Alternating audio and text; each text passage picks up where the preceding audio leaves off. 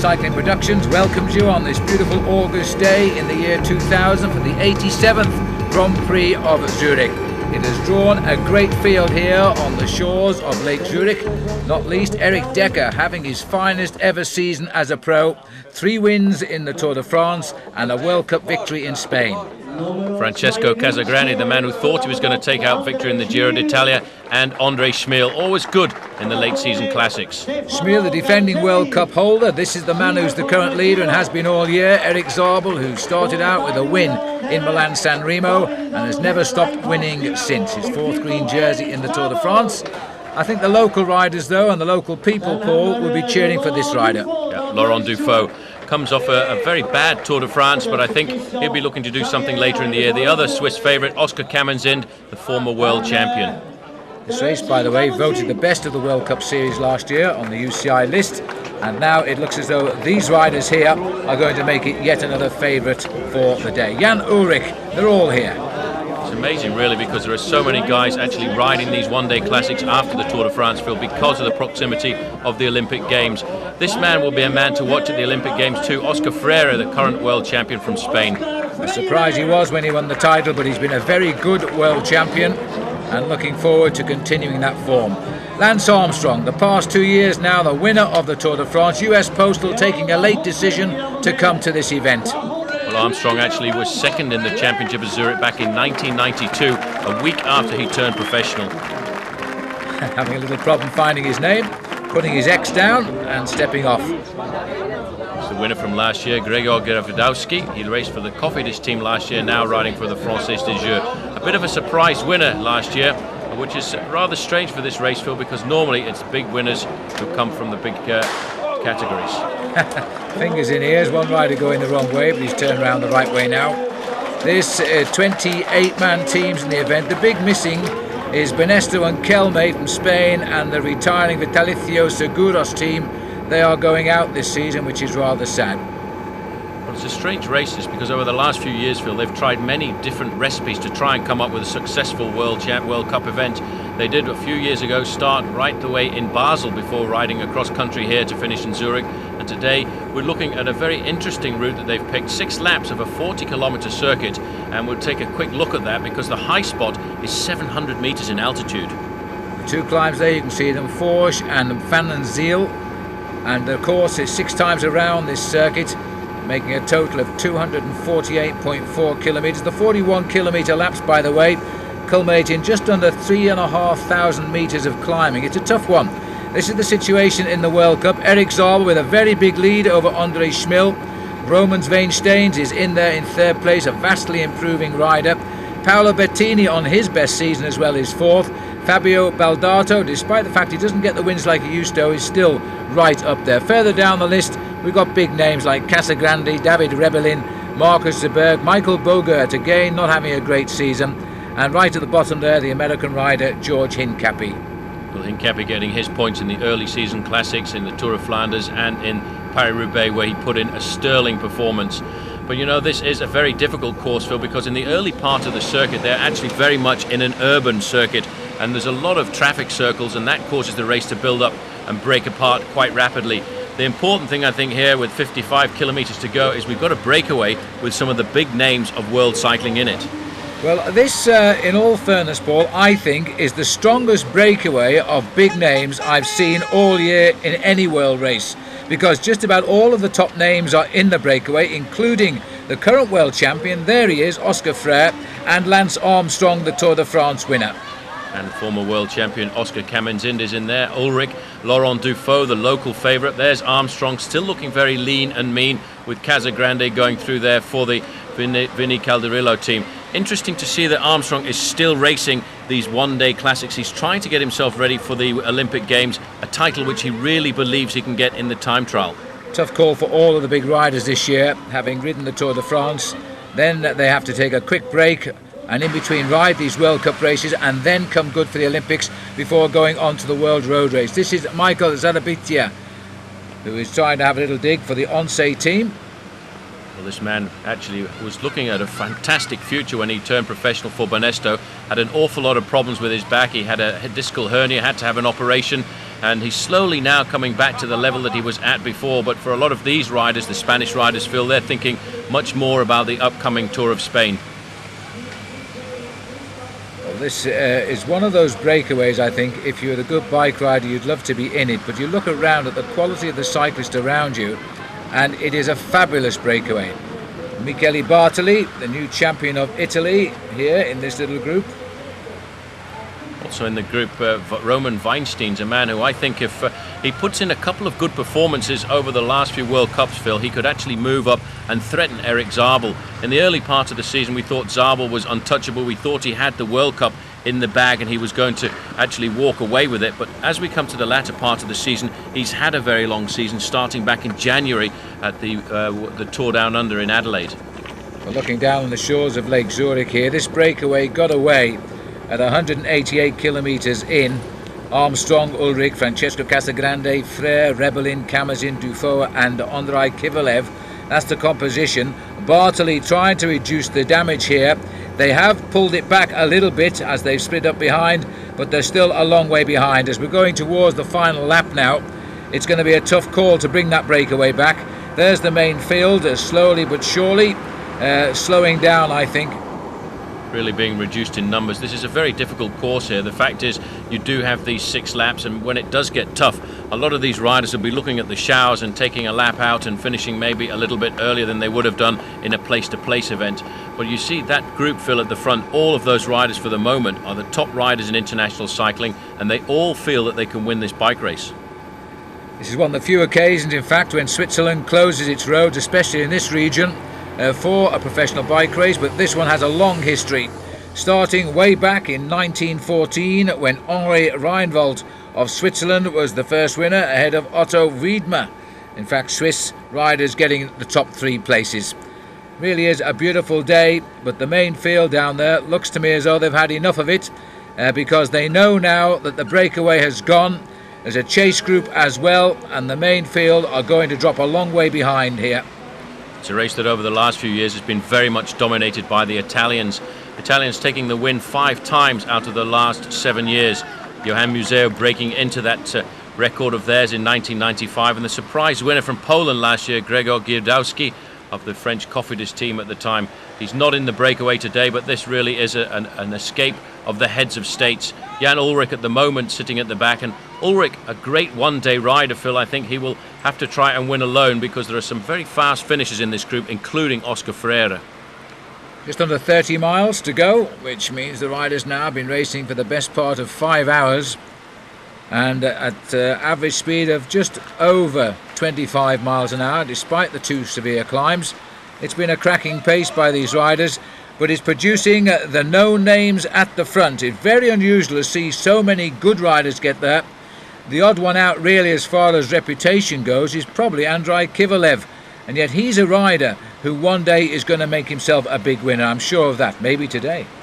It's also a question of pride, I think, in this breakaway, because none of these riders actually want to sit on. They all want to contribute to the front because they are great leaders and heads of state and statesmen for the sport of international cycling. Davide Rebellin is a rider who in the past has been a great rider in one-day bike races, but today he's really up against the best. And maybe we could look at a win for Francesco Casagrande, because I think he's got the right preparation. He rode the Tour of Italy, he didn't ride the Tour de France, and he now is building up towards the Olympic Games in Sydney.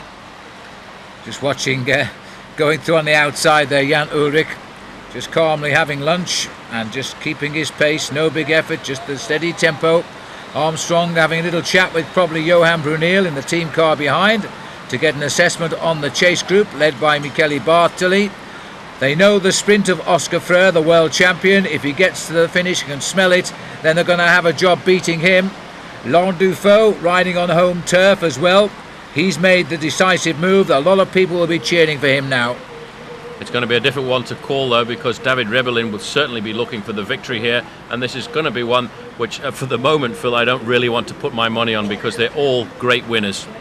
That's right. Because we use these circuits now, we no longer finish on the old rickety track at Oerlikon, which was the old concrete stadium there, which is a shame in many ways. Ulrich knows what it's like to score on there, and It's a dicey old bowl, but it's a much smoother road finish now.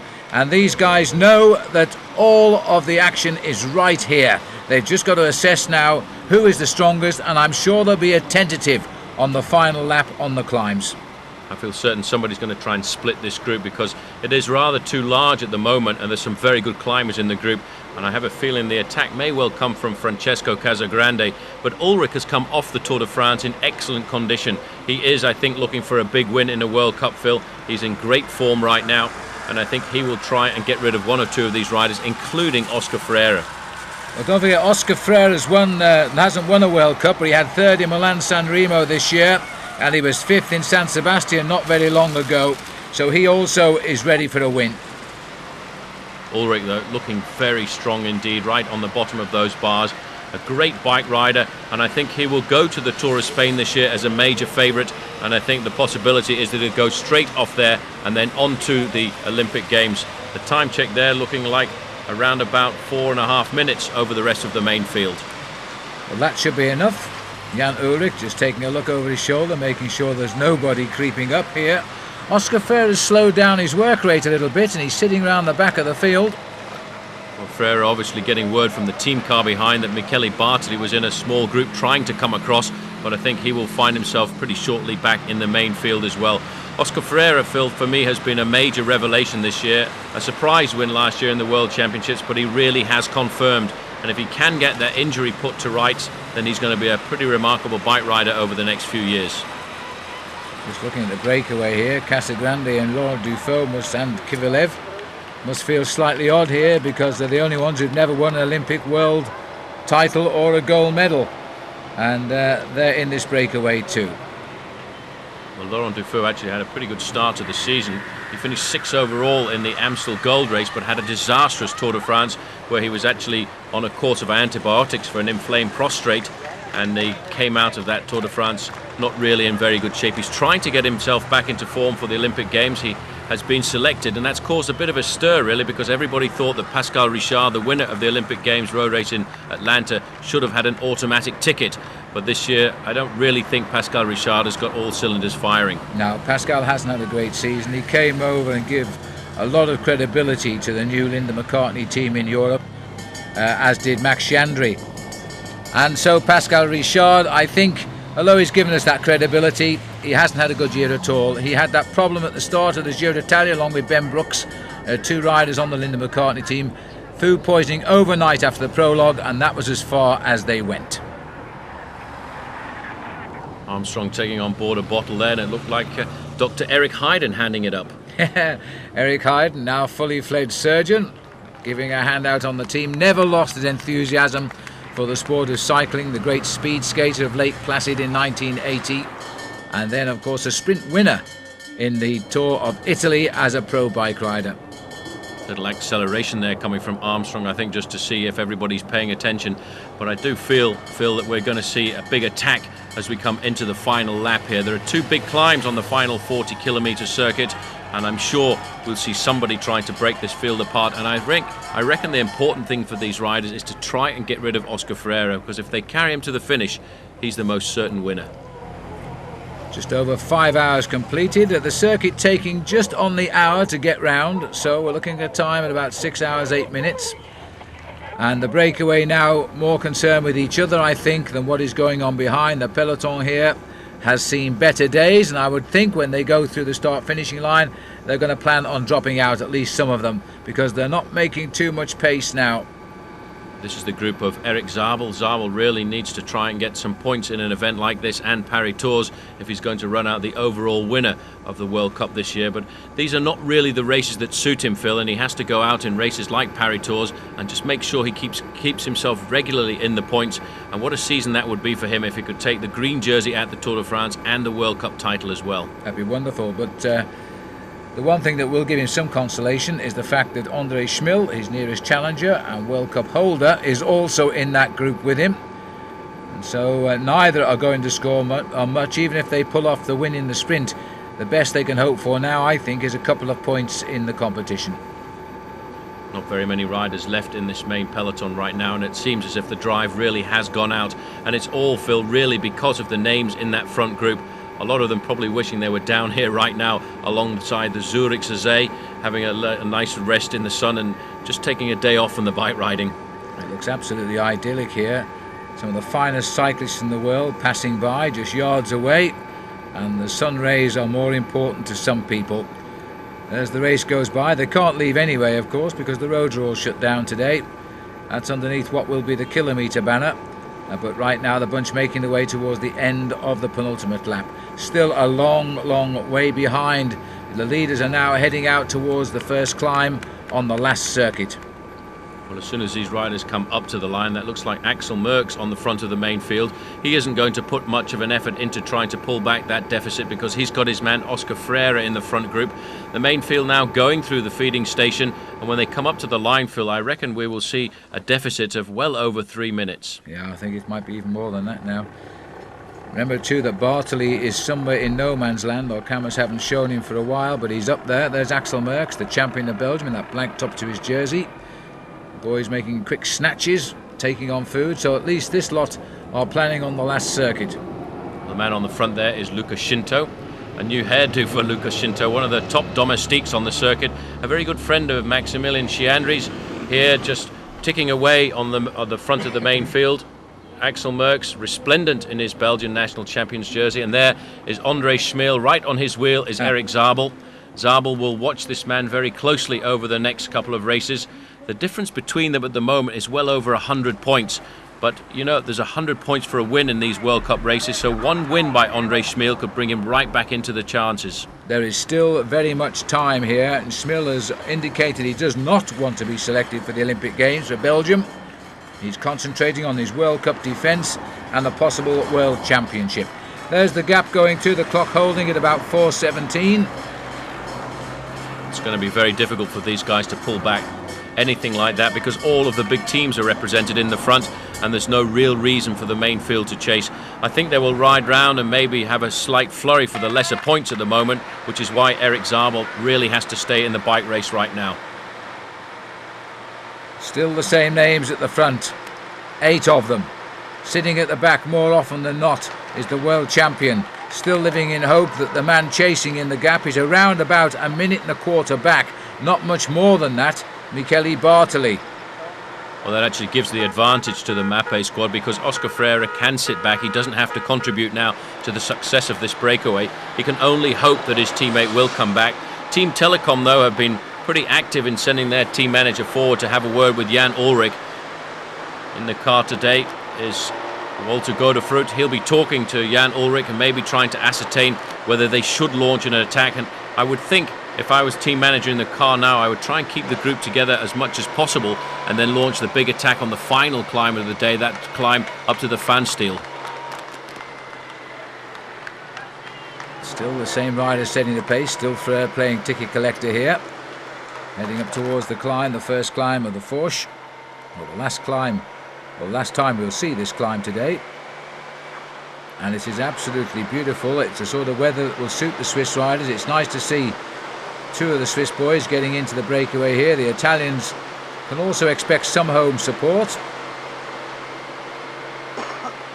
Ullrich sitting through on the inside. He's going to be the rider I think they will fear. But I don't know.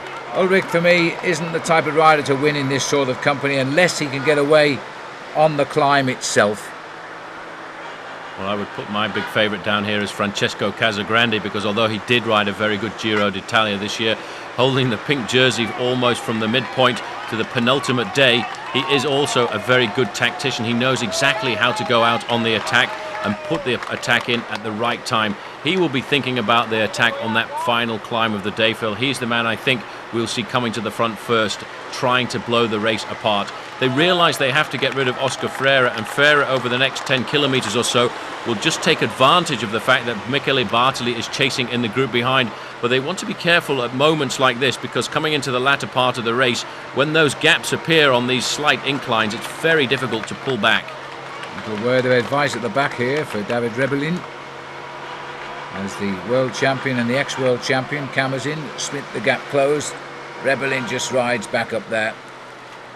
Rider who has promised a lot, hasn't quite delivered the goods yet, David Rebellin, but he is a very good bike rider because of his consistency he rides very high in the world rankings.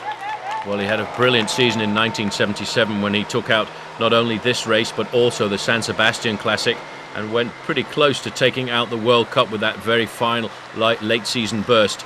The big surprise in this group, as you say, is Andrei Kivilev, wearing number 16 there, one of the great Kazakhstan team that turned professional and scattered themselves amongst all of the European teams. A quick look here at Michele Bartoli. Bartoli now returning to the form that made him one of the top contenders in the world, and a man who I think is going to be an almost certain favourite for the Olympic Games and the World Championships at the end of the season, because he came through the Tour de France, Phil. He's got over that problem he had from the crash in 1999 where he exploded his kneecap, and now I think every year he's getting better. In fact, they've pulled back just a little bit, 52 seconds now, but really there doesn't seem to be the urgency in this group. Well, it's close, but he's having to do an awful lot of work. Oscar Freire playing the faithful teammate, even though he is the world champion, up the road. Not helping that escape at all. We're now on to the lower slopes of the Fourche. 10% gradient, 1 in 10, very consistent all the way up for the best part of 4.5 kilometres. It's a very long climb, but I do feel the worst is the final climb of the day, because that goes up in 2 steps. It climbs up and you think you've reached the top, it drops down just a little bit, and then it kicks up again at around about 7%. Back up with the leaders, higher up the same climb now, and receiving the cheers of a lot of cycling enthusiasts enjoying the summer's day. Still, it's Ulrich setting the pace. Armstrong riding him close and giving a little bit of a kick here, and nobody, it seems, able to follow Lance's wheel. Armstrong looking good. He's got that suppleness that took him to the top of many of the Tour de France mountains. Ulrich looking over his shoulder. This is almost a return to the Tour de France just a month ago, as we look at the riders who are really thrashing it out over the Alpine passes. Ulrich, though, Phil, looks very strong indeed. The huge gear that he's ticking over right now shows that he's got big power. And Armstrong himself looking as relaxed as he did on the Alpine and Pyrenean passes. Well, the Trek bikes on the roof here of US Postal, a word in the ear of Lance. He showed us there he had a turn of speed that hurt Rebellin, who didn't rush to close that gap. But they've all got back together now as they start the descent here off the top of the Fourche. Well, Johan Brunel very nervous in the team car there, trying to come forward all the time. I wonder what he wants to talk to. Armstrong, in fact, is calling him forward right now. He's got his arm up there. I hope he doesn't have a problem with a wheel. I think it may well just be a little bit of tactical talk that he wants. Takes on board a cold drink for the final few kilometres of the bike race. But he is, Phil, looking very relaxed indeed. And who knows, this is a race. Armstrong tends to go back in the history of his career. He went back, having finished last in San Sebastian, to come back and win it a few years later. This was his first success in a World Cup in the Championship of Zurich, and maybe he's thinking about taking out the win here. And Armstrong, not too far away now from his 29th birthday.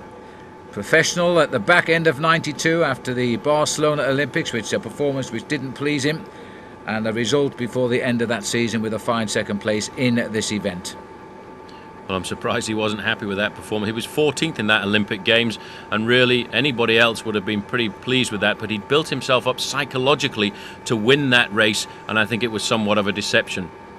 Well, I can remember working at the time for NBC television in the States, and boy, they really put pressure on him with all the things they were saying about him, how well he would do. And I think anything less than a gold medal was seen as pretty much a failure. But what a career he's had since then in many, many ways. We experienced the odd picture breakup. As always, it's the signals going from the motorbikes up to the helicopters. So bear with us. Nothing wrong with the footage or your tape, by the way. It's just simply a problem with the transmission. It always seems to be worse on these urban circuits because we're in and out of very high built-up areas, and the trees also breaking up that microwave signal there. Oscar Freire, for the moment, Phil, is looking pretty comfortable at the back of this group, just sitting there allowing all of the other riders to do the work. He's going to try and hang on over the final climb of the day, and if he does, I think that's the man I would go out now and just put a few bob on.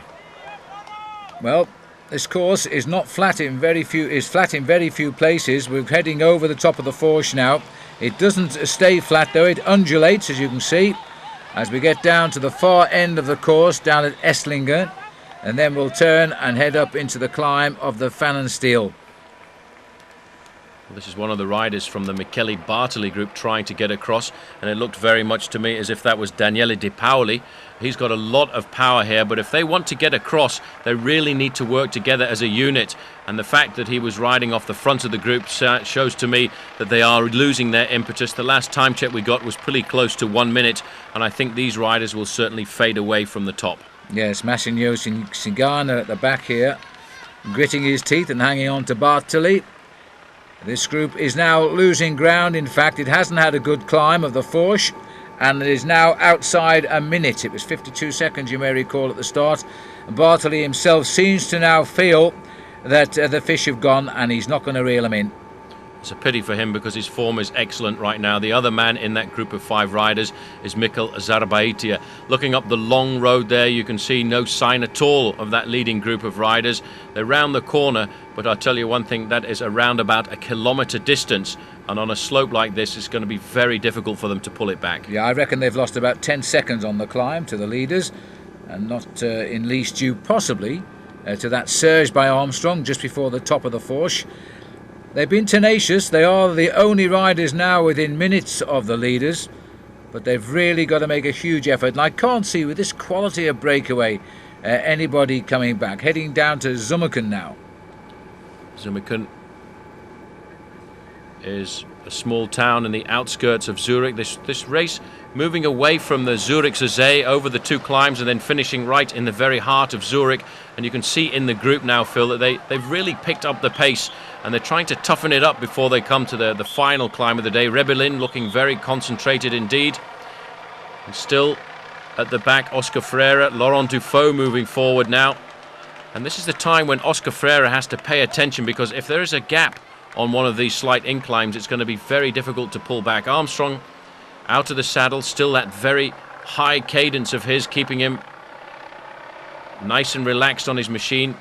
He'll be thinking also of the point to attack. This is a very different circuit to the one where he finished second back in 1992, and that in fact finished out on the road. He was beaten by his own teammate Yaroslav Ekimov. They weren't teammates at the time, but now Ekimov rides alongside Armstrong, and I think was a great domestique for Armstrong during the Tour de France.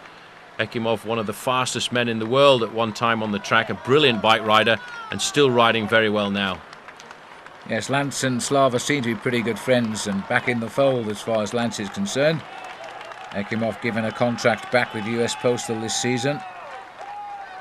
Cheers all the way for the elite of cycling. The world champion is now driving. I wonder if word has reached him to forget Michele Bartoli, because he's now working. Well, all these riders now, Phil, as we've seen so often over the past couple of years, are in radio communication with the team management, and I think that indicates that the word must have come forward. He's looking over his shoulder, but I think the word has come forward from Patrick Lefevre in the team car to say, well, forget it, Michele Bartoli is not coming back right now. Play your own card. Yeah, I think you're right. Still, I think I might use that as an excuse for a while longer, because there's still the climbs to come. Armstrong, however, taking his pace at the back, having done his pace at the front, and it looks as though Oscar Freire is now taking part in the bike race here. We'll lose sight of them for a moment. You really would get some picture breakup if our motorbike camera tried to shoot from inside that tunnel. Once again, the time gap increasing, 1:05 back to the group there with Michele Bartoli. I think the race is over for the 5 chasers. Bartoli just missing out, and once you see that group, again, you'll see that there is no real impetus in them. They're trying to survive, and I think the only thing they can hope for now is to stay off the front of the main pack, which at the last time check was pretty close to 4.5 minutes in arrears. Yeah, they're out of it now, and Zabel keeping control of Schmil. I don't think he'll be too unhappy with the way this has gone. It's not the sort of course he excels on, and his main rival is trapped with him in what's left of the peloton anyway. Just waiting for the riders to settle down after coming through that tunnel. Here they come, the helicopter doing a nice job at hovering. It's actually always sorry, Paul, yeah. It's always a very difficult race to cover this for the television as well, because we're so close to the Zurich International Airport, and they have to keep a very close eye on the helicopter shots, because occasionally they come pretty close to the flight plan of the Zurich Airport, and it's always difficult organising events like this around Zurich. And the fact, as you mentioned earlier, this is probably one of the only races in the year where they actually close down the roads in Switzerland for a bike race. The only other time they do it is when the Tour de France makes an incursion into this country. Quite right. Roman Weinstein's in this breakaway as well, the impressive Latvian rider. But it looks as though they've all decided now it's not going to be their day today. They're racing at the minute for 9th place. As we go back up to the leaders now, still the same names on the front. Remarkable list of names as well. Any one of these riders would be top 10 contenders at the Tour de France, and in fact Ulrich and Armstrong already victors at that great event. Indeed, Ulrich though having only won one race this year, although he's been threatening, and not least of course his second overall in the Tour de France, in which his reputation goes before him. Oscar Freire, 6 wins as world champion this year, and it's not over yet, I don't think. Well, that victory just a couple of weeks ago by Jan Ullrich in the Coppa Agostini was a pretty impressive victory as well. That's a very tough event in Italy, and he took the Italians really to hand in their own country there. And there's a race that in the past has really been very much dominated by the Italians and used to be a huge build-up race for the World Championships when the World Championships was at a reasonable time of the year.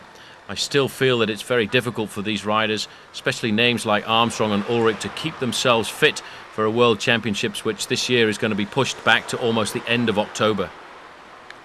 This race, which became known as the Grand Prix of Switzerland for a little while, and that was when Ullrich had his second place in it. That would have been back in 1997, I think.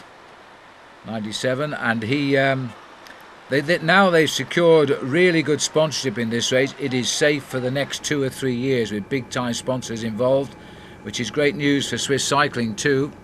And they're noted for the high standard of organisation because, as you know, Switzerland is a very well organised country, and all of the riders like racing here, and certainly today they've put themselves all in the breakaway. I suppose you could say it's organised like clockwork.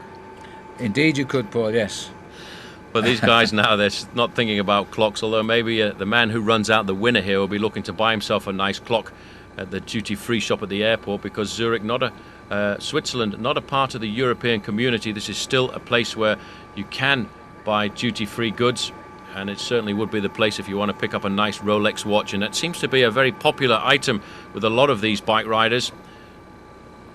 Armstrong thinking now about the final climb of the day. You see 1 or 2 riders, Phil, now starting to throw off their bottles. That's much more psychological than anything else, as they try to lighten the load before the final climb of the day, because I'm certain now we're going to see somebody try and split this group. 8 riders going to the finish is almost unheard of in a race of this caliber. A little chat here for Dufault. Dufault, quick word and back on, because we're not far from starting this climb, I don't think. Lovely blue skies, been a glorious day. 188 kilometres was the decisive point when the big boys put the hammer down. Bartoli must have been having tea because he missed it. He's tried to make amends, but he's not going to get up now. The race for Michele Bartoli is all over, but you can see the heat has actually been pretty difficult. 2 guys at the back here actually shaking their legs. A little bit of cramp maybe coming into the thighs of Jan Ullrich. He's been using a huge gear throughout the afternoon.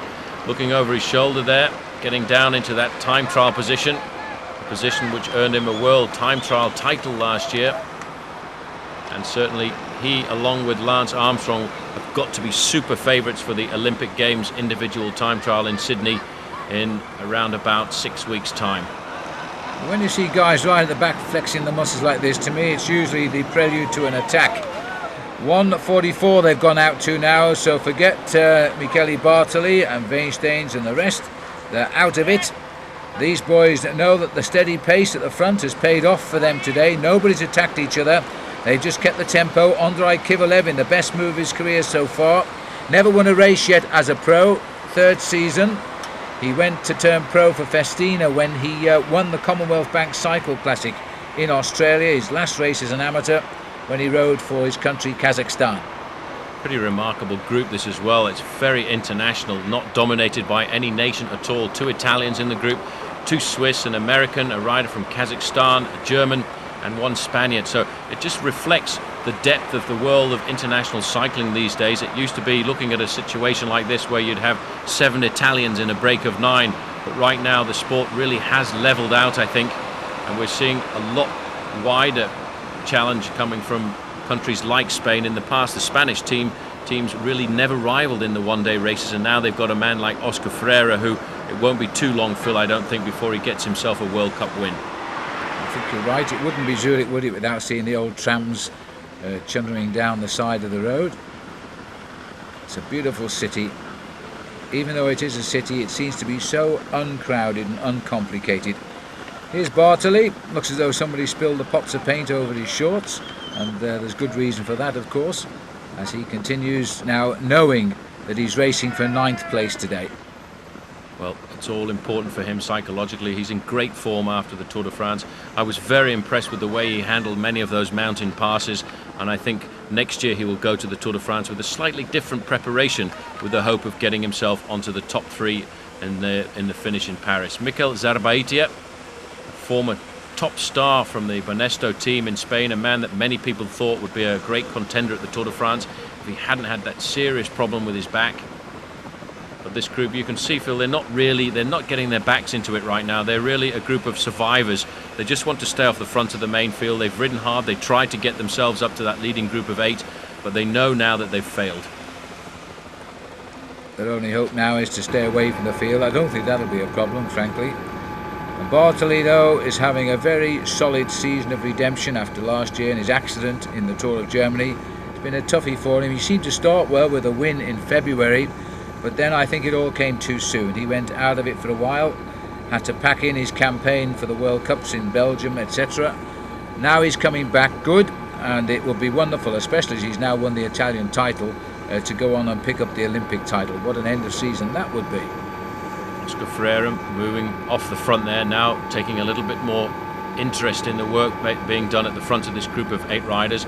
Armstrong now riding much further to the back, keeping an eye, I think, on the other riders just to try and determine who is the strongest guy in this group.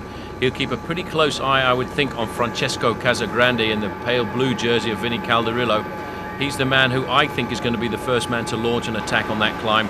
Very confident the attack that he put in the Tour of Italy this year to take the pink jersey, and maybe he should have attacked once or twice more, because if he had done, he would have opened up a bigger gap over his other challengers, and he should have run out of the winner of that race. But what a shame for him to lose it on the penultimate day. Absolutely. That's tough, but then he got the King of the Mountains award somewhat by default, well, I don't with think that all was of very the fair.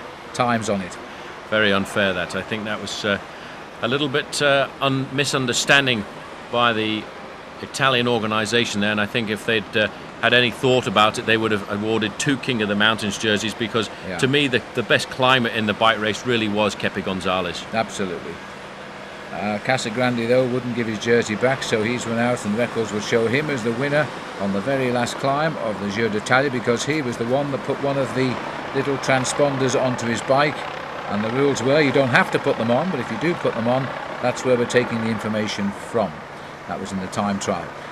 This breakaway group doesn't look quick, does it? Yet it's averaged around 41 kilometers an hour just by helping each other out, not attacking each other, and letting the whole of the field in the Grand Prix of Zurich fall back now to more than 10 minutes behind, with that Bartoli group in between. And it looks to me as though we might even be pulling the tram back here. They may well not have missed the train this time. That train may be slowing down to get a chance to have a view at some of the best bike riders in the world. Armstrong, Phil, is looking pretty nervous right now. He's still got a lot of agility, still got a lot of fluidity in the upper part of his body, and I would think he will be itching for the first move. I don't think he'll be the man to attack on the climb here. I think he will play a defensive role. He's fairly confident with his sprinting ability, and so I think he will be looking for somebody else to attack and try and follow the move, which I feel certain will split this group. Everybody watching out the tram windows there. The proof of the pudding that it's faster by bike as the leaders go by the tram, which is one of the most efficient ways of transport around Switzerland, particularly here in the Zurich region. They've changed direction now. Every turn of the course is taking them that little bit closer to the big climb of the day, where there must be an attack. Otherwise, they'll take it to the sprinters, and then we should see somebody like Oscar Freire taking on perhaps Jan Ullrich in the sprint. Well, the Bartoli group going even further back, 2 minutes behind right now. The car trying to get into the action right now is driven by Vincent Lavenue, the team manager of the AG2R team. and his man Andrei Kivilev is in the group. We're on the foot now of the very long Farnsteel climb, 6 kilometers in length. The steepest part, Phil, 15%, and we go up 227 meters in altitude. This, I think, is where the race must certainly split. And look at the length of it too. This is 6 kilometers, this climb. Plenty of time to ride men off your wheel if you've got the strength to keep going. Anxious to keep the pace up at this stage, using his big ring, is Casagrande, a known climber, remember. Oscar Camazin, not such a hot climber, although he does pretty well in the Tour of Italy on the mountains. Camazin's only win this year, the overall victory in his own country's national tour, the Tour of Switzerland. But there, Francesco Casagrande looking very cool indeed, very much at ease. Armstrong in a slightly bigger gear than the one he's used to, and the huge gear of Jan Ullrich at the back of this group. And somebody gone there. And in fact, yes, the man who's missing is Kivilev. Been dropped immediately. He must have said, as soon as I come to that climb, it's curtains, because he's made no effort to match the pace here. Now he's gone off with a 4-minute buffer over the next group and 10 or 12 minutes over the field. If he can hang on, he's going to get a good result even so. It'll have to be 8th place now, because this is such a long climb. Even if he recovers, he's not going to get back on. Absolutely not. That's very much what my old friend Ferdy Vandenhout, the former winner of Ghent-Wevelgem, would say, boom, boom, and out go the lights. I'm afraid so. Still, you save on electricity. Absolutely. Armstrong looking very confident now, though, Phil. Camazin taking over. If you look, though, in 4th position there at Francesco Casagrande, he's looking twitchy now. He's the man I'm certain is going to attack as soon as we get to the steeper part of this climb. This climb starts off at a 12% gradient, then there's a slight descent in the middle part of it, then it kicks up at 15%, and that's where I think the attacks will come. They're taking much closer order here now, and they're no longer helping one another. They're just riding through and off. Casagrande is always a front runner on mountains. He likes to set the pace which he can handle himself, and that's what he's doing here alongside David Rebellin. Rebellin himself, a former leader for a number of days in the Giro d'Italia, is certainly an above average climber, and this sort of course won't be too hilly for him in any way whatsoever.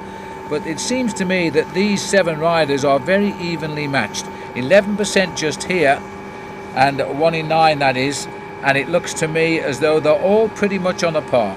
Well, that's after 220 kilometers of racing, and that's pretty much 5.5 hours in the saddle. The car's all going by Andrei Kivilev right now.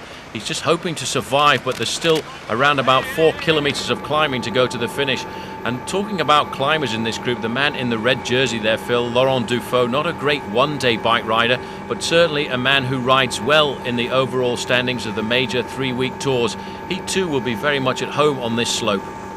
Ullrich and Casagrande, the masters of the big gears, churning their top chain wheels, while the world champion Frere has dropped down onto the inside ring along with Laurent Dufaux, and I'm quite sure Lance Armstrong. But just look at the gears that Casagrande rides, and then another shot here at the gears that Ullrich rides. Ullrich's a big, strong boy. Comes off the Tour de France, finishing 2nd overall, but in great shape, and I think that bodes well for his end of the season. He'll go to the Tour of Spain and then go on to Sydney for the Olympic Games, and he's going to be a very difficult man to beat. Armstrong not riding the Tour of Spain this year, and I think that is an error, because I think he needs, with the season that he's had, to go forward and at least have 10 or 12 days hard competition on the run. Well, the sun is getting right overhead of the riders now, heading up towards late afternoon here in Switzerland. 21 kilometers from the finish. Casagrande's always the man at the front, very happy to set the tempo, feeling very confident that he's got the makings of this breakaway group here right now. Camazin taking a lot more turns at the back here. I think he's starting to suffer quite a bit. Otherwise, he's waiting to try and get to the steepest part of the climb and then launch the attack. But I do feel that the attack has to come from Casagrande, who is looking pretty good right now. He looks like the strongest and most relaxed bike rider in the group, and a fast acceleration may well catch out Jan Ullrich, because he is using a monster gear right now. Well, Ullrich looks very cool, I have to say too. So too does Laurent Dufaux, who's looking as though he's going with every move here, looking quite cool. His image somewhat tarnished since his involvement in the Festina affair a couple of years ago, but he's working hard to replace that, and he certainly had a poor season thus far with his problem with his prostrate of all things, which is rather a young age to get that. It would more suit somebody like Paul Sherwin or Phil Liggett, I would think. Well, in the background there, the Zurich See. Just at the top end of the Zurich See is the city of Zurich, where these riders will be charging down to in around about half an hour's time. Just over 20 kilometers of racing. This is the flattest part of this hill now, Phil, and it will now start to kick up a final time, and they'll come to the 15% gradient, as it's still Francesco Casagrande there on the front for Vinny Calderillo, looking very comfortable. Not a problem at all for him. Armstrong is now being a little bit more attentive, moving up into second place, and Laurent Dufaux, although he looked fairly comfortable now, is putting his head down, looking at his gears. I think he's been put into difficulty by the pressure being put on at the front. Well, poor old Andrei Kivilev now tailed off as the road has gone right and left and continued to climb. These roads here on this course by tradition are narrow, and also beautiful roads, by the way, if you're ever cycling in Switzerland when they are open to motor cars, because believe me, you won't see too many, because this is a beautiful area, largely unpopulated, and a cycling paradise. Not a difficult course around this area, at least, to close down. Strange to see Casagrande just setting the tempo on the front like that, because really with a group of riders like this, he needs to just ease off slightly and then try and surprise them with an acceleration. What he's trying to do right now is actually ride them off his wheel, and you don't do that with men like Jan Ullrich and Lance Armstrong. The way to get rid of them is to actually accelerate. Well, Casagrande, the former world champion, and the current world champion Oscar Freire, both looking a little overweight really from the rear view, but that's a little unkind. It takes a couple of years to slim down to somebody like Lance Armstrong. He's heading up to his 29th birthday next month. Ullrich now taking up the pace, making at the front. He doesn't want it to slow down at all. You can see the smaller gear being used here by Laurent Dufaux. I think he's riding much more on pride now than anything else. Suffering, racing in his home country's World Cup event. The expression on the face completely different to that of Ullrich. Ullrich pulling his zip down a little bit. It's very hot out here, 25 degrees Celsius at the moment. That's pretty close to 85 degrees Fahrenheit. And it's never very long, Phil, before Francesco Casagrande comes to the front. Very strange style. He sits quite upright there, the position of a climber, completely different to the position here of Oscar Freire, the man who is the fastest sprinter in this group. Armstrong, late decision to ride. It's paid off for him. He's made the decisive move. He's still working very hard as they sort of continue their journey over the top of the Pfannenstiel, but he continues to climb. It's a very difficult stretch of road, continues to sort of rise and fall. There's an attack there. Casagrande is attacked. This is the time I was expecting Francesco Casagrande to try and launch an attack, but he hasn't caught them unawares. They've all lifted the pace. Dufaux's in second position, Oscar Freire there in third. Didn't seem a great place to go for me. He's had better chances to go than that. He's got Rebellin in a bit of trouble at the back. I don't know whether he knows it at this stage. The motorbikes, as usual, getting in the way. And that attack coming when nobody really expected it in the lead convoy. It's not a good pace. Lovely tempo, though, by Casagrande. But just look at this. Laurent Dufaux has marked him without any problem whatsoever. And Oscar Freire has cracked. Freire is the man going backwards there. Armstrong, in a little bit of difficulty, has seen the move. He is trying to ride across there. Rebellin is away as well. The man in the middle now forcing the pressure was Jan Ullrich, and it would happen right in the middle of the forest. We can't get down there with the cameras because of all the picture breakup, but it looked very much as if Laurent Dufaux was there alongside Jan Ullrich and Francesco Casagrande. Well, we now know who the strength is in this breakaway. Those three riders opening a little gap, but remember, if they don't get away on the climb, you can bet your bottom dollar back will come Armstrong, Rebellin and Oscar Freire. And then and Armstrong is not waiting for that. He's gone across anyway. Four of them are up there now. Ullrich setting the pace with Casagrande, Dufaux and Armstrong are ridden across the gap with a lot of confidence, I think. Big pressure on for this man, Oscar Freire. He can see the riders up the road, but they know he's a good sprinter, and this is the man they really wanted to get rid of. On his wheel there is Oscar Kamenzin wearing number 71. Hope for Switzerland, but they've also got hope in the front in the form of Laurent Dufaux. I don't think he's going to get too much help here as we look now at the leading group. These are the three strong men. Armstrong was actually caught out, and Rebellin has come back as well now, so 5 riders at the front. Well, I'm amazed. Unfortunately, because of the cameras being down in the trees there, we didn't see how Rebellin did that. But the last time we saw him, he seemed to be in trouble with the Casagrande attack. Anyway, he's gone round the world champion and the former world champion and come up to the leaders. 5 great climbers here on a climb like this anyway. They certainly need to put some time between themselves and Oscar Freire, and I think that is why these riders are now working together on the slopes. Bit of chaos out there. Everybody wants to get in and see the crucial attack, because most of those cameramen feel that there is going to be another attack from this group. But these guys are so well matched right now. We're talking a real heads of states. 2 winners of the Tour de France, a man who led the Giro d'Italia this year for almost 12 days, and the power of Jan Ullrich. He wants to blow everybody away. Oh, absolutely frightening. I know that Armstrong rates this man as the finest rider. I don't think anybody could disagree with that. If he's got his legs, he is the best rider in the world on form. There's no question. And little Laurent Dufaux is going to take a lot of confidence from the fact that it looks as though Rebellin's going as I speak, but Dufaux is going to take confidence from the fact he's Swiss. Now, Rebellin did a great ride to get up there. Now he's having to do a great ride to stay there. Well, Ullrich has actually put the hammer down again. He's opening up a gap now. He's going through those motorbikes, and they are causing chaos in this bike race.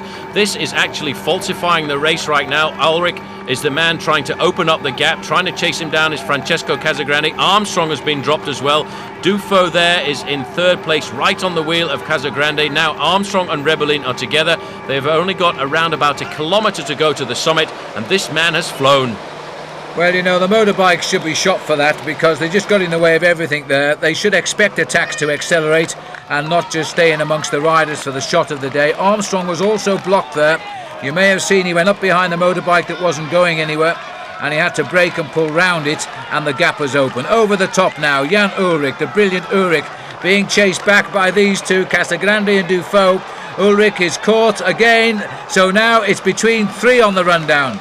Well, if they have only got an advantage at the moment of around about 15 seconds over Armstrong and Rebellin, they need to work together, because otherwise Armstrong will come back.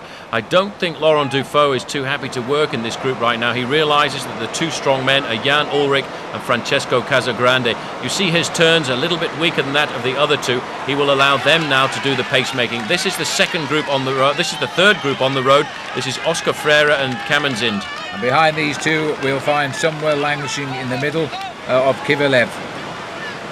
It looks as though Kamen-Zind's glad the climb is over. Now Freire fancies his chances still if he can get himself back into time trial mode.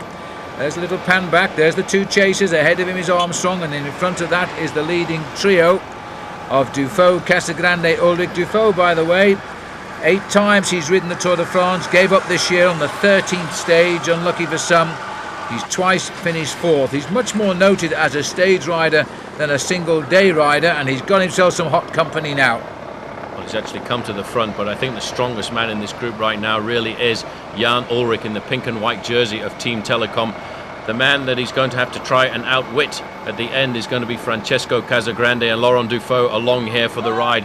Dufaux was very attentive on the climb. He was on the right wheels at the right time when that acceleration came, and the gap now back to Armstrong, Phil, is starting to open. I make that around about 15 seconds. Casagrande had a little bit of a rest day since the 2nd place in the Giro. He's got 20 seconds lead over the chasing 2. He's just won a couple of criteriums since he finished 2nd in the Giro d'Italia. Now he's trying to bring his form back up for the Olympics, and it looks as though he might have judged it to perfection. It's going to be quite difficult for Armstrong to get back on here, because this is not really a descent. It's a gradual decline as we come off the top of that mountain. If it had been a tough technical descent, I think Armstrong would have got back quite quickly, because he's very good on the downhill parts of these courses. Much better, in fact, than Jan Ullrich, who always seems a little bit precarious on his machine when he finds himself faced with a very technical descent. These are the 2 chasers. Lance Armstrong getting himself back onto form for his important rendezvous in Australia, a country he's never raced in. As they continue running away now from the climb, heading down towards the side of the Zurichsee, Lake Zurich. It's just down over the horizon, and the leading group on that last climb split asunder by 3 strong men. That gap looks as if it's extended further than the 20 seconds, and 20 seconds further behind those 2 riders are Oscar Freire and Davide Rebellin. Motorbike wants to get through again as Casagrande leads through Dufault, who's beginning to get a little feeling of goose flesh, I would think, because he's right in at the kill here in his own country in a race which every Swiss rider wants to win. Ulrich looking very calm. I think he feels as if he's got the makings of this group. He's an incredible bike rider, and all of the other bike riders on the international circuit rate him as the most talented bike rider on the circuit right now. Comes from the former East German cycling school that was based in Berlin, but actually was born in Roscoff and moved to the former East German capital to be part of that great school of cycling where he made great friends with Erik Zabel. Two different kinds of bike riders though, because Ulrich certainly is an incredible talent, but has a problem in keeping his form, and I think the fact that he's come off the Tour de France in second position will set him up for a good end of season. So the second in the Tour de France, the second in the Giro d'Italia, and the Swiss rider at the back here, Dufault, who must know that the Swiss have never won this race since 1981. Be it Breur, who was also a very good cyclo-cross rider. He was the winner then, and no Swiss riders even broken into the top three since Tony Rominger back in 1988, so at least that's going to happen now. Rebellin didn't look too good there. He was coming forward to try and help Armstrong a bit, but these three riders spread across the road right now. If they start to play around tactically, this is the time when I think Armstrong may well reintegrate the front group. But Ulrich, Phil, look at that, he's very confident. Right on the front is Francesco Casagrande, currently ranked number 1 in the world. Number 2 in the world is Jan Ullrich, and Ullrich looks the most powerful rider in this group.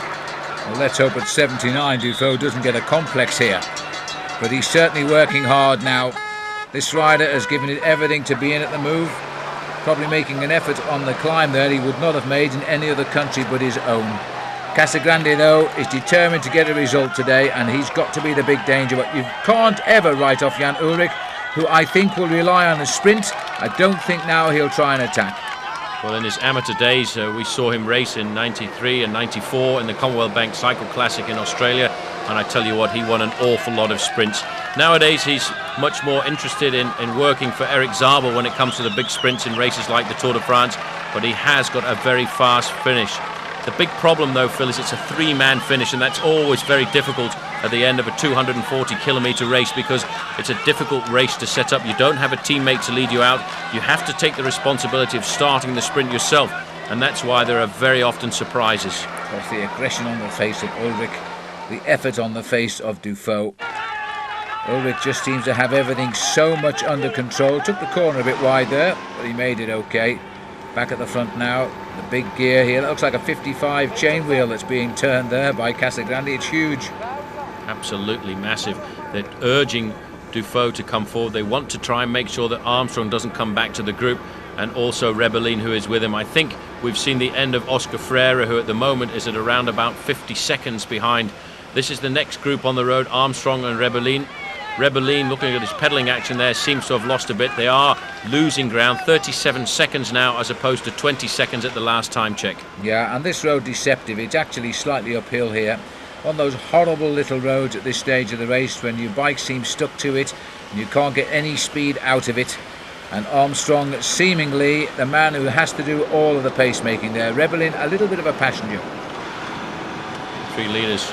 Ullrich leading them down. He always looks a little bit risky to me on the descents. He's such a big bike rider, and his movements are not as fluid in the corners as some other riders are going around these bends like this. He's leading them down because he wants to pick the line that he wants. Absolutely. He can also slow them down as well, because some of the corners he's going around here, he gets a bit of a speed wobble on. He uses his brakes at precisely the wrong moment. He's not a fluid descender at all. Casagrande urgently coming to the front again. I think he feels now that he has got a great chance of taking this win. He's won single-day races before. He won the San Sebastian Classic a couple of years ago, and it was just after that that news came through that he was tested positive for a high testosterone level. He's been trying to put all of that behind him for many years now, and he was hoping this year he would have taken out victory at the Giro d'Italia.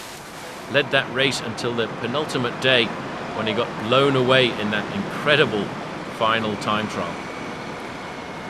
Dufault now He needs to play a lower profile, I think, because he's got to rely on some sort of surprise.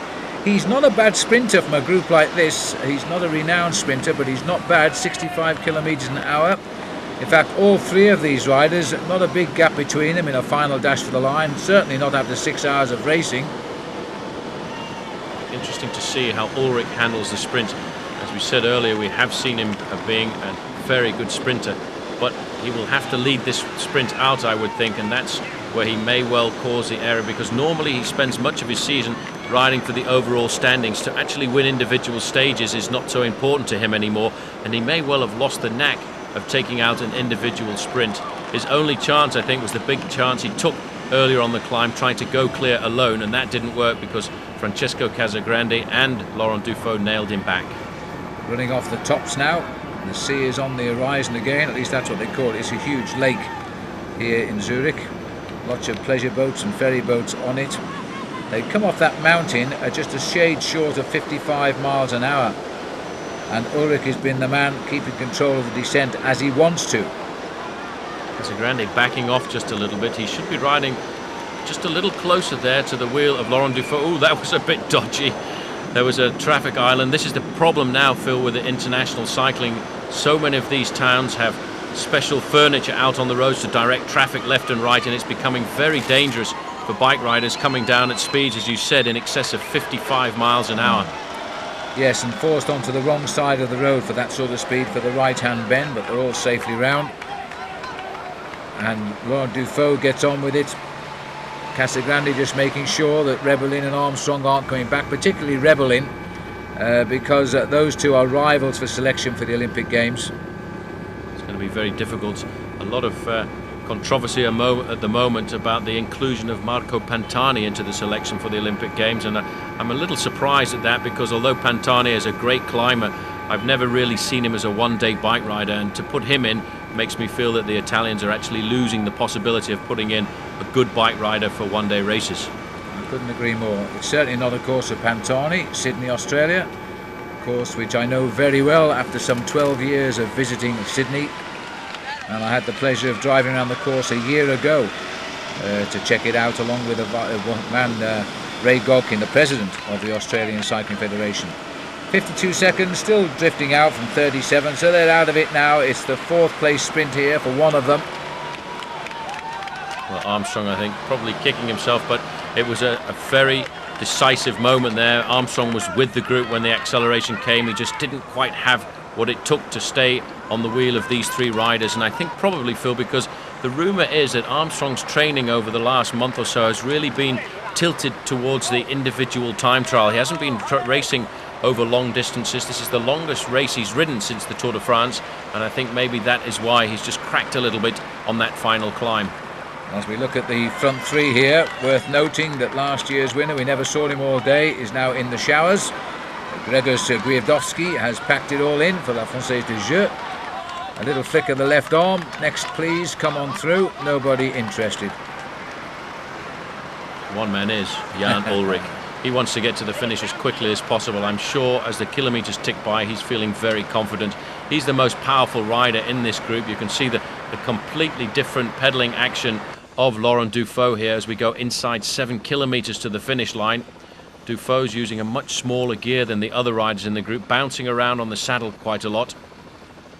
And it really should be a certainty here for Jan Ullrich. He's the biggest, strongest bike rider in the group. It's a flat, fast finish. And if he picks it up at the right time, I don't really see anybody coming by him. Now, and whoever wins this can say they've beaten the best today, because the best had a shot at winning it. They weren't hiding in the peloton, they were in the breakaway. And they've ridden them all off on the last climb. Two riders who have had second in the big tours this year, now taking on a greatly inspired Swiss man in Laurent Dufaux. Nobody yet wanting to sit back and think about tactically manoeuvring for the finish. They're all working very well together. They're still a little bit worried about the possibility of a return by Rebellin and Armstrong, but they don't need to be, because those two riders now are almost a minute behind And then a long way further back is the other two riders, Oscar Kamenzin, the former world champion, and the current world champion, Oscar Ferreira. The last time check we had on them was around about 1 minute and 40 seconds. So basically with 6 kilometers to go, it's over. The winner will come from this leading group of riders. A little bit of technical talk coming up here for Laurent Dufaux. I think it's really just a question of hang on in there and survive and keep an eye on Ulrich in the sprint. I'll tell you what, if he were to win, it would be a good win for Seiko as well as for Dufaux. As they now all come up in turn. When one comes up, the others will follow just to boost their man for the sprint. Dufaux will understand Italian, he'll understand German as well, so he can keep tabs on both of them. Casagrande moving across there as we get closer and closer to the finish. I noticed that the team management there for Telecom didn't come forward. 54 seconds is the time gap, but it's actually going out all of the time, and I would say it's outside the 1 minute mark now to the two chasers, Armstrong and Rebellin. So these riders now have got to start thinking about their tactic for the sprint. A little plaster there on the ear of Jan Ulrich. That is the radio communications directly back to the team car behind. Not been an easy ride these last few kilometres for Dufaux. His face seems to be a little bit more distressed than the other two, who are masters of disguise, a bit like Laurent Jalabert.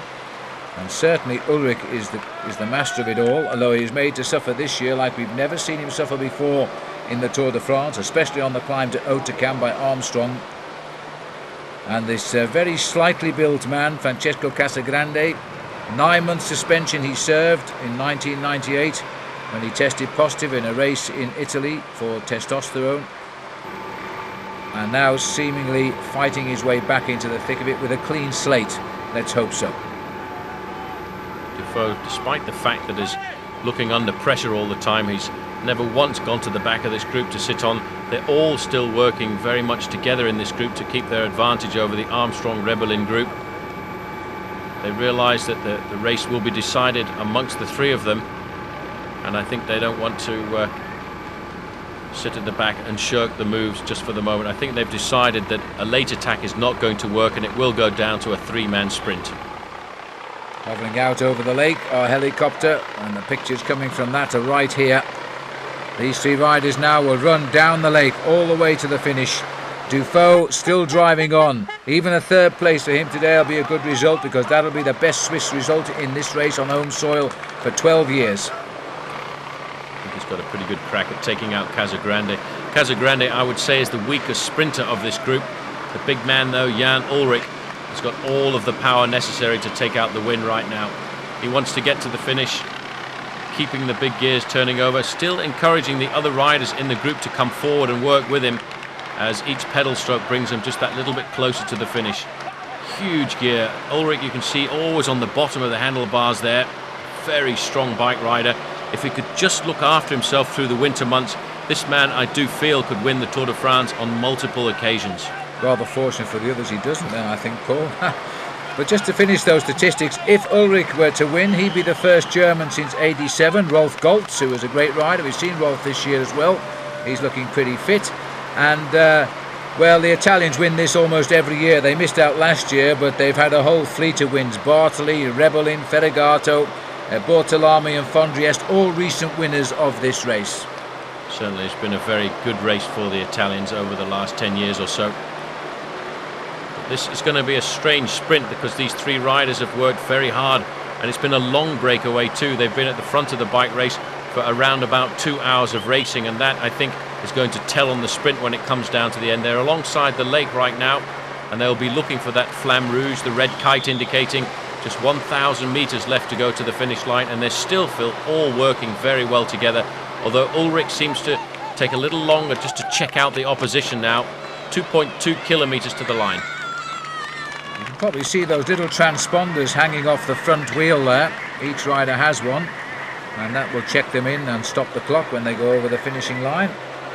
Modern technology in world cycling, and that was the reason why Francesco Casagrande won the King of the Mountains in the Giro rather than the most deserved Chepi Gonzalez. Anyway, he's going to be right up there, certainly in the top three, and I think possibly the winner today as we head down the side of the lake. And I'm wondering who will be the first rider to stop working in this company. Certainly somebody is going to have to right now, and I would think it's probably going to be Laurent Dufaux, because he realizes that these two guys are riding very strongly at the moment, and in fact he hasn't. I expected Dufaux to miss a turn then and try and take up the third position coming in towards the sprint at the end.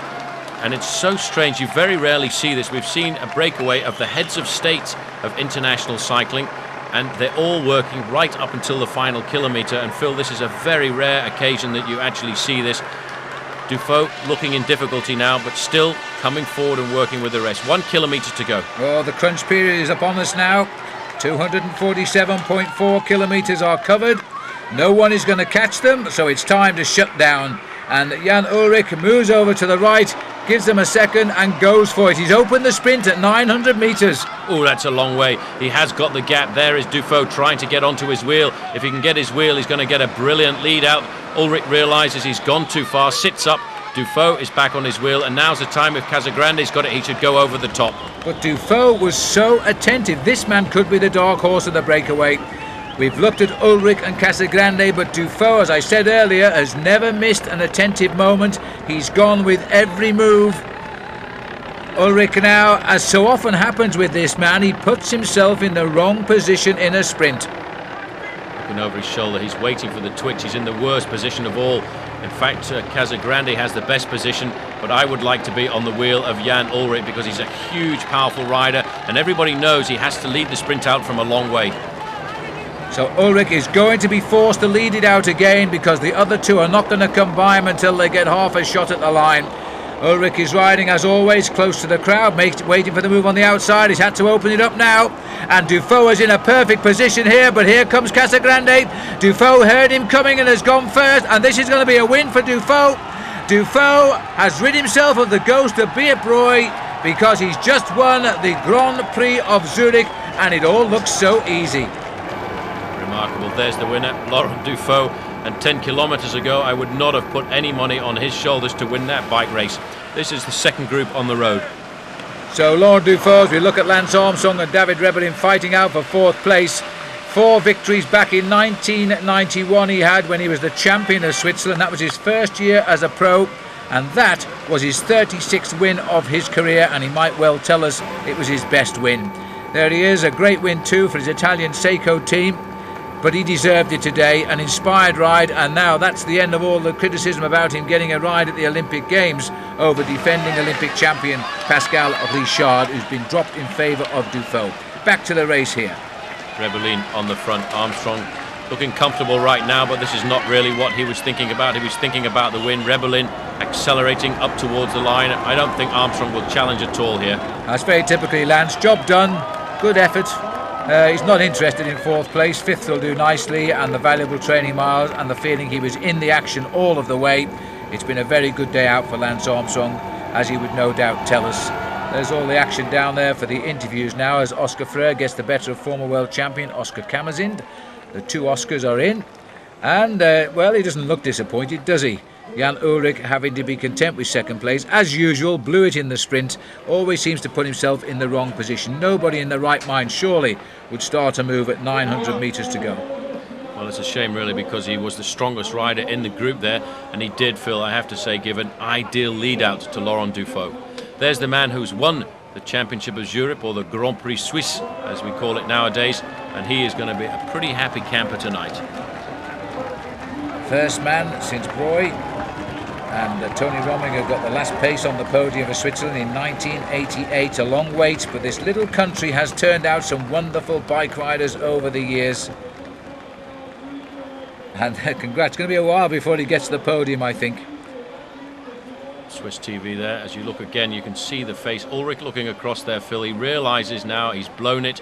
He led out the sprint perfectly for somebody else, and that somebody else was Laurent Dufaux on the inside. And Casagrande, well, he was just pretty happy with third. Yeah, I'm surprised he was what he's. I really thought Casagrande would have won that, but there we are, third for him. And victory for the big man. He's only a little man, really, from Switzerland, Laurent Dufaux. Those beautiful images as here comes the punch for Switzerland. It's a long time coming, but I tell you what, he will savour this. It will go down as one of his favourite wins, because winning on home turf is really something very rare for a professional bike rider. There's the moment that Jan Ullrich knew that he was beaten, and Laurent Dufaux pops the line first as we go onto the podium now. The top three riders certainly were the three strongest bike riders. Casagrande goes off first. Well, at least he won the champagne cork popping competition, getting in just ahead of Dufaux and about 25 seconds clear of Jan Ullrich. And there's the result. Laurent Dufaux getting his victory over Jan Ullrich and Casagrande. Rebelling getting the better of Lance Armstrong, who wasn't interested in fourth place. World champion Oscar Freire there again in sixth. But you know, the result really is good for Eric Zabel. He snicked a couple of points in the end, heading home a rather lethargic main field, and that's moved him a little bit further ahead of André Schmiel. Well, Laurent Dufaux still looking pretty hot out there, Phil, and he was asked how difficult the race was. It was a very long race. I think it was a very difficult race route. It was a very fast race even from the start, and it was a wearing down process. It was a very dangerous breakaway early on with about 30 bike riders, and I thought it was finished then. But there's quite a few teams got themselves organised, and then with three stages to the finish, I felt really good. My legs were great, but I knew we had to look out after Armstrong, Ullrich and Casagrande, and it was then just a natural selection on the climbs. And the penultimate lap, I did everything I could to stay with the best riders. And Ullrich was absolutely superb, very impressive. And I just said to myself, you've got a little chance if it comes to the sprint. And then the last little climb, about 15 kilometers to go, I was in difficulty, but it looks as if we all stayed together, and I'm really happy to succeed and follow Beat Breux. Almost 20 years since a Swiss rider has won here in Zurich. Probably it's one of the most beautiful victories of my career. And I actually wanted to reset the clocks, because of all the selections people have been talking about for the Olympic Games, and I think I didn't steal my place. And all that out of one question, so there's a commentator's delight as well. Looking down on the city of Zurich, it's been a great World Cup race. Wouldn't surprise me if they don't get the best organised World Cup race again for a second year in succession. Hope you've enjoyed it. Paul Sherwin, I'm Phil Liggett saying, until the next time.